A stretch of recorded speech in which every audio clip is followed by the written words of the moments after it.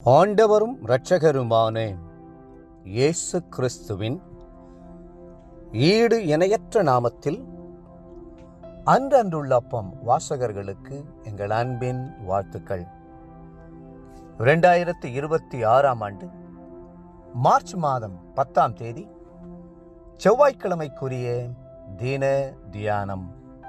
இன்றைய தலைப்பு சத்துருக்கள் மேல் அன்பு. மத்தேயு 5:44 சொல்கிறது, உங்கள் சத்துருக்களை சிநேகியுங்கள்.